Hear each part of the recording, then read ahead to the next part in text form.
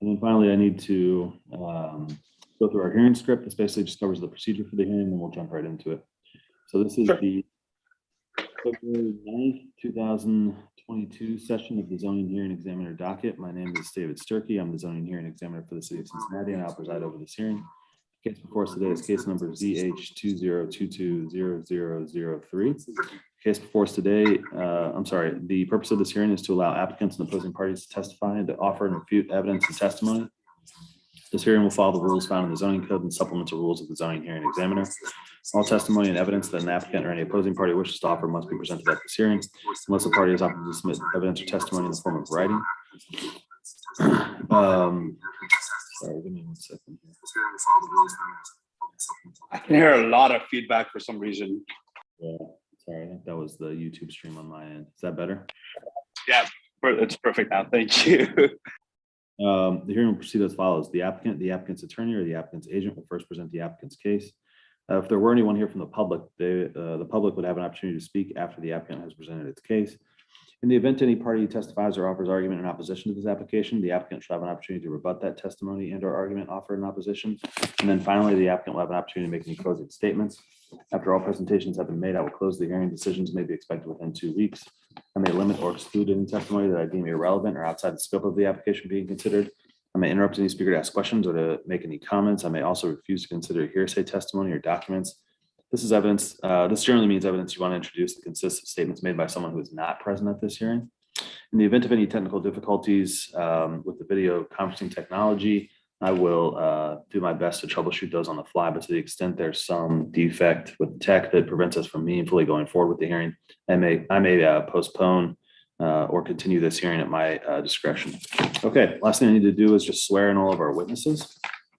So if you intend on providing any testimony here today, making any comments, asking any questions, doing anything other than just strictly observing at this hearing, then you need to be sworn in. So if that is you, if you could take yourself off of mute.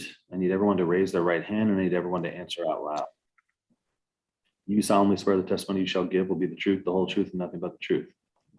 I do. Yes. Great. Thanks, everyone. Okay, so who's going to be taking the lead for us here today on the presentation of the applicant's case?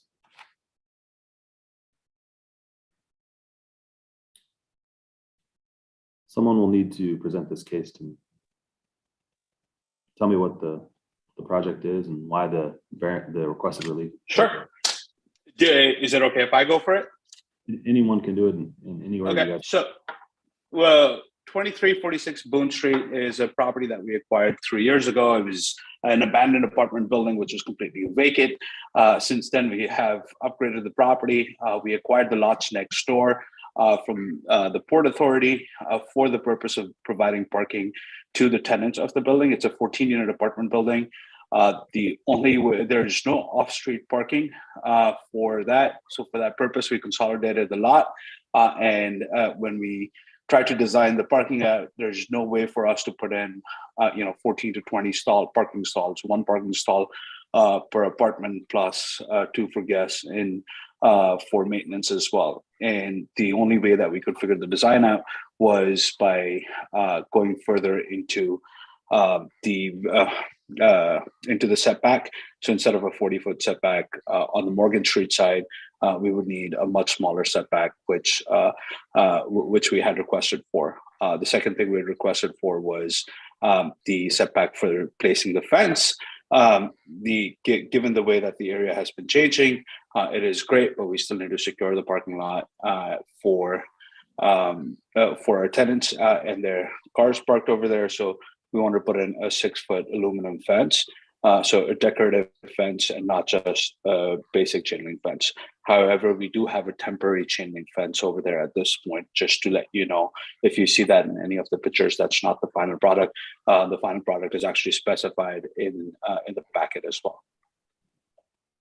And then we're doing plenty of landscaping in lieu of providing cover. Okay. What kind of landscaping are you proposing and where? So along the fence, we are proposing different shrubs and different trees, which are going to grow obviously over the years, but we're going to put them in anywhere from 2 feet to 4 feet height when we, or 6 feet height when we originally installed them. I believe it's a combination of some boxwoods and Stan, feel free to jump in. I'm sorry, I'm forgetting the technical names of the other larger trees. Okay. All right. Anything else about the project? Sorry? Anything else about the project you'd like me to know? Yeah, so the project's uplifting the neighborhood significantly and is providing a lot of jobs locally as well from within the neighborhood as well as around. There have been a lot of problems on the street from the storage place across to the tenants behind. Everyone has been complaining about vacant cars parked. Hopefully having this garage will limit tenants from our apartment building to at least park off street only and leave the street parking for other tenants around. We're hoping to really uplift the neighborhood and make it a more vibrant environment for future development or existing tenants. Okay. Would anyone, Mr. Messerly or anyone else on the applicant owner side like to tell me anything about the project? Yeah, just real quick. My name is Stan Messerly, the applicant and the engineer on the project. Just a few things relative to, I guess, engineering in particular. So we are providing for a good traffic pattern through the project. We're utilizing both an entrance on Boone Street and an exit on the alley. It's to our rear or to the east. That alley, so it's a one-way traffic through the site, but it's a very efficient pattern of traffic.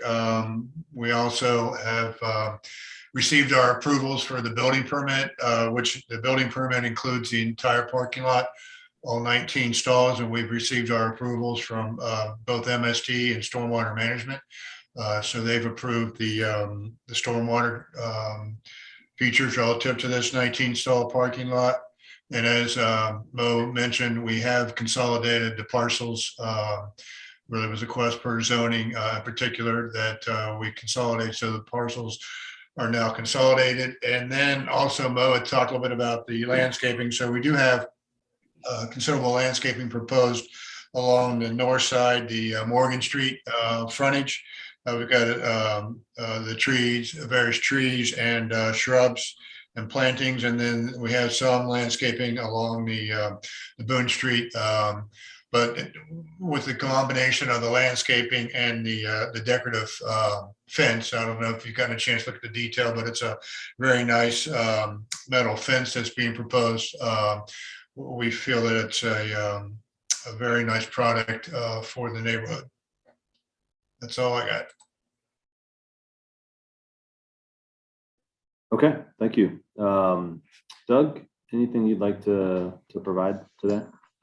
The only other thing that I'd mentioned that hasn't been touched on yet is the parking lot is proposed on this, but there's also a small grassy recreation area proposed against the edge of the building too.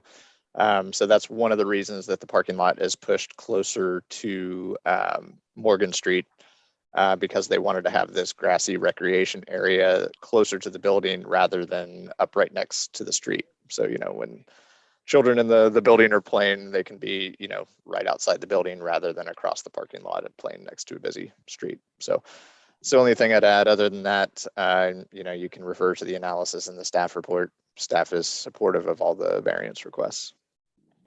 Okay, great. Thanks, Doug. Anything else in closing or otherwise from the applicant's owners on this? Okay, hearing nothing, we'll leave it at that. I want to thank you all for your time and your testimony here today. I am required by the code to do a site visit on this, so I'll do that within the next week or so, and I'll have a decision to you within the next 2 weeks. As soon as I finish that decision, I will put it in writing and email it to all of you just moments after it's complete. So you all will have that. As soon as you have that, assuming it's an approval, you'll be able to work with Doug and go through any necessary permitting with Doug. Thank you, David and Doug. I really appreciate it. Thanks, Doug, for bringing up the recreational area. I apologize, it completely slipped my mind. Okay. Any other questions or anything now, guys? All right. No, we'd really appreciate it if you can. The sooner you can get it done, we just want to get through it as quickly as possible. The parking lot's most likely the last bit that's left to wrap up the project. Okay, great. Yeah. If you have any questions in the meantime, or you'd like just a status update on where I'm at with the decision, feel free to reach out to me, email me, or call me, and happy to answer anything you have. Thanks, David. Anytime you want to go for the site visit, let us know. Either me or my father can be there to walk you through it as well. And if you like that, just I appreciate that. Yeah, typically I'll just do a drive by, particularly with a site like this. It's going to be pretty easy to examine just from the street. So thank you all again, and thank you. All right, you're welcome. Thank you very much. Bye bye.